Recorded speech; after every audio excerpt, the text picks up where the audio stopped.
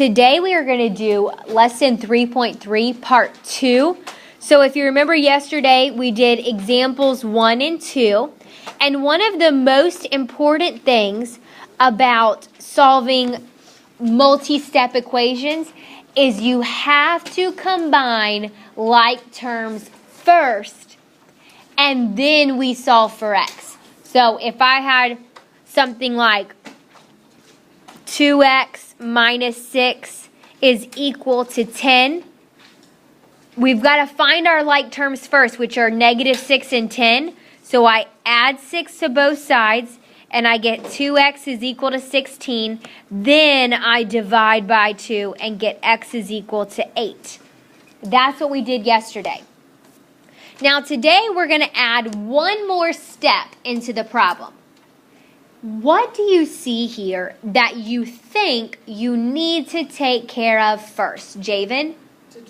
The distributive property. No matter what, we have to take care of distributive property first. I cannot say, oh, like terms are 5x and x. No, it does not work that way, okay? We've got to do distributive property first. So I know I distribute this 3 to both pieces inside the parentheses. So I have 5x plus 3x, and then 3 times 4 is 12, equals 28. Then we're right back to where we were yesterday. Do I have like terms in this problem? Yes, I do. 5x and 3x. Now, are 5x and 3x on the same side of the equation or different? Same. So then ask yourself this question. If they're on the same side, do I need to use inverse to combine them? No. They're already together, so I just add like that says here. 5x plus 3x is 8x plus 12 is equal to 28. What am I going to do now? Madison? Since the 12 is positive, you would subtract 12 from both sides. Perfect. I've still got like terms, so I can't say, oh, now I divide by 8. No, you don't do that because we've still got like terms. So I subtract 12, and because they're on opposite sides, that's why I do inverse. And I get 8x is equal to 16. Now I can solve for x. So basically, all I've got to do is divide by 8. And what does x equal? 2.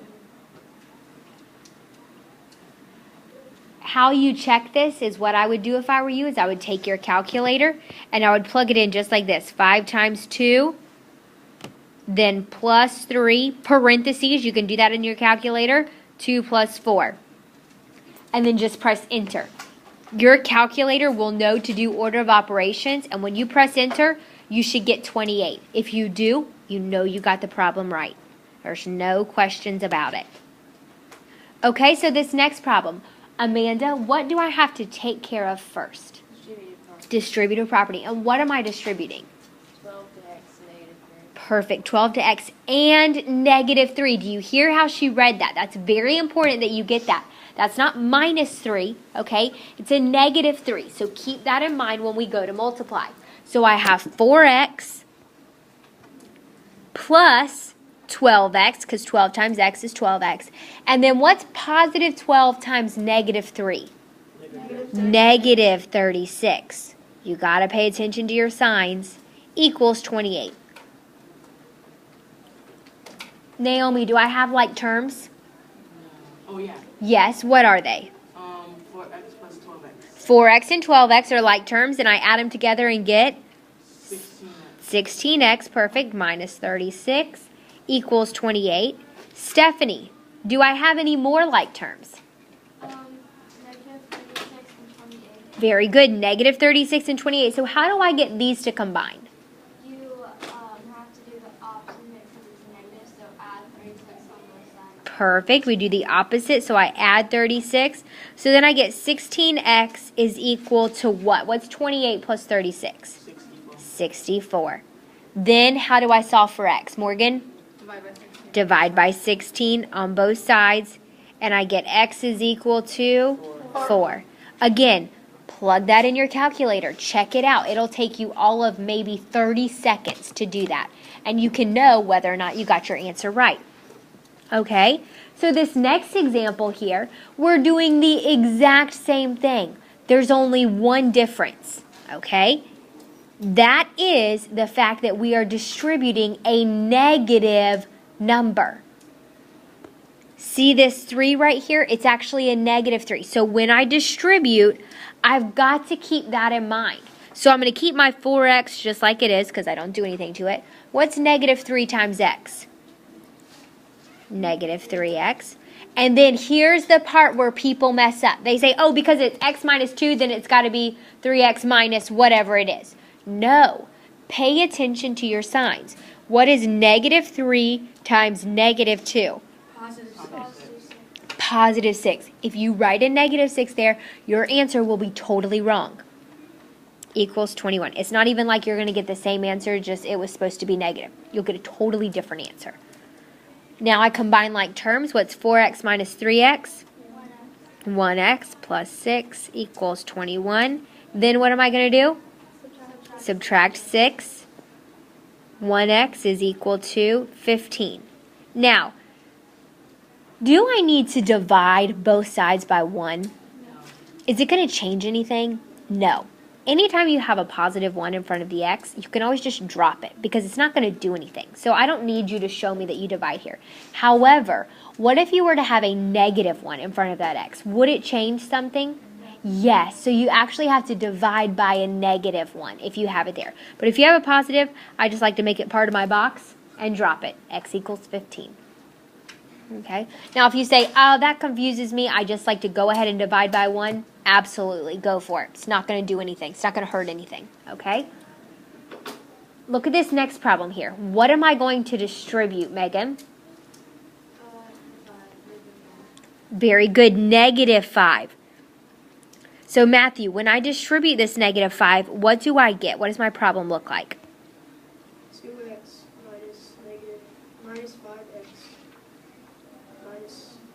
plus 45 equals 27. Perfect. He paid attention. There was a negative 5 times a negative 9. So that is a positive 45. Javen, what would I do now? You would subtract 45. Wait, no, add like terms. Okay, add like terms, which are what? 2 and negative 5. 2 and negative 5, which gives me? Negative 3. Very good. Different signs, so I subtract and take.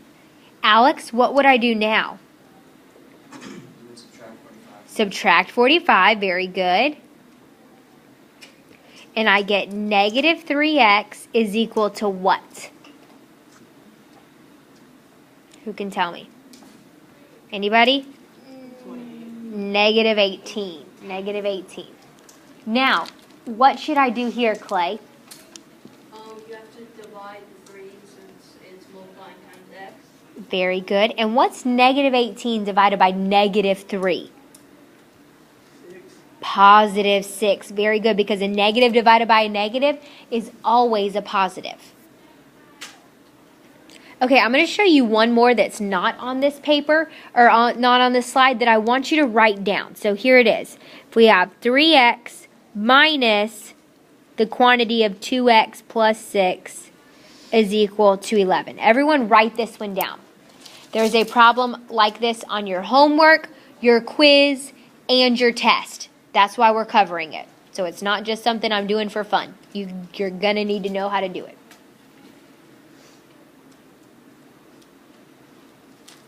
Look at this problem. It's a little bit deceiving. We see 3x minus the quantity of 2x plus 6 equals 11. Who can tell me, what is the imaginary number that I don't see but I know is there? Naomi? 1. So what do you think I need to do now? Clay? You have to multiply 1 times the 2, 6, and 2x and 6 plus 6. Very good. I've got to distribute this negative 1. You cannot look at that and say, oh, it's just 3x minus 2x. No, that's not what it is. There's a negative 1 there that has to be distributed. So I have 3x minus 2x minus 6 equals 11. Then I solve like I would any other problem. 3x minus 2x is 1x. Minus 6 equals 11, so then I add 6 on both sides, and I get 1x is equal to 17, which really means x is equal to 17. Now watch this. If you would have not distributed that -1, because this is what people do, is they say, oh, 3x minus 2x plus 6 is equal to 11. They say, oh, I'm just going to drop my parentheses and have 3x minus 2x plus 6 is equal to 11. 1x plus 6 is equal to 11. Subtract 6, x is equal to 5. See how totally different your answers are? This one is completely wrong. You've got to remember that there is a hidden 1 there, and that -1 has to be distributed, okay? So our last example here. I'm going to go ahead and give you a second to write this down because I want everybody's full attention when I go to explain it. So what I see here is this problem is telling me that I need to distribute -6/5 to both things inside my parentheses. Raise your hand if you like to multiply with fractions or distribute fractions. That's what I thought. Not really anybody, okay? I don't blame you because it's a lot of work because then I've got to multiply by my fractions. Then when I go to simplify, I'm going to have common denominators, make sure I add and subtract right, make sure I get my common denominators correctly. And then that gives you a lot of room to make a mistake. Careless errors are made when you do it like that. So, if I can do this an easier way, that's what I'm going to do because there's no point in doing something harder than it has to be done. Okay? So I'm going to teach you a very simple way so that we do not have to distribute by a fraction. Let's think about it. If I were to give you this problem right here, 2/3 x equals 6, what would you do to get the x by itself? Multiply by the reciprocal. Guess what? That's exactly what we're going to do in this problem. That -6/5 needs to go away and move to the other side. So we are just going to multiply by the reciprocal. Well, what's the reciprocal of -6/5? -5/6. What that does, see, it totally goes away. But whatever I do to one side, I've got to do to the other. So if I multiply the right side by -5/6, I multiply the left side by -5/6. Okay. Can I simplify before I multiply? Yes. What am I going to do? You're just going to simplify the 6 into 66 and then 1, 6, 6, 11. Very good. 6 goes into 6 one time. 6 goes into 66 11 times. So then I just multiply straight across. What's -5 times 11? -55. Now, is that fraction still there on the right-hand side? No, it's gone. So do I need those parentheses anymore? Nope. Well, there we go. We're just back to the basics, what we started doing. How do I get x by itself? -3 on both sides. And what does x equal? -58. Just like that. Nice and simple. All right, so let's look at the next one. What do I want to get rid of? My fraction. And how do I do that? Multiply by the reciprocal. What's the reciprocal of 3/10? 10/3. So it cancels out here, but whatever I do to one side, I got to do to the other. So I multiply this side by 10/3. Can I simplify before I multiply? Yes. 3 goes into 3 one time. 3 goes into 12 4 times. 10 times 4 is 40. Equals what? What do I have left on the other side? X plus 2. X plus 2. So what am I going to do to solve? Subtract 2 on both sides. And x is equal to 38. Just like that. Okay, I want you to try these on your own. I want you to try these two problems on your own.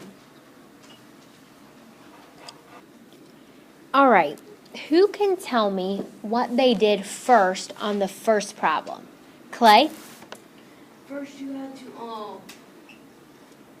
multiply -6 6 times 2x plus 5. Very good. I've got to distribute this negative 6. So when you distribute, Clay, what did you come up with? Negative 12, like Re- 10x Mm-hmm. minus 12x plus negative 30. Okay, so I'm just going to drop the plus, and I'm just going to put minus 30. Mm-hmm. Equals what? 20. 20. Very good. All right, Darius, what did you do after that?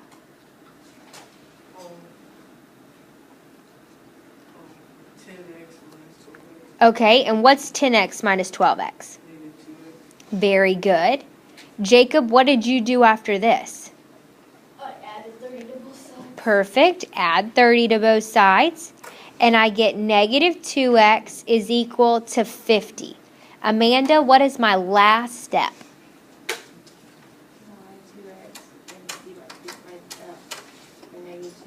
Very good. And what does x equal? Negative 25. Very good. Okay.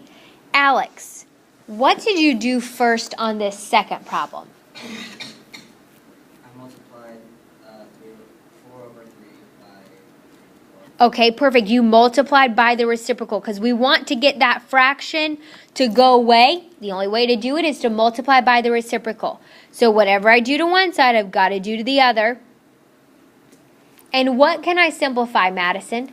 The 4 and the 24.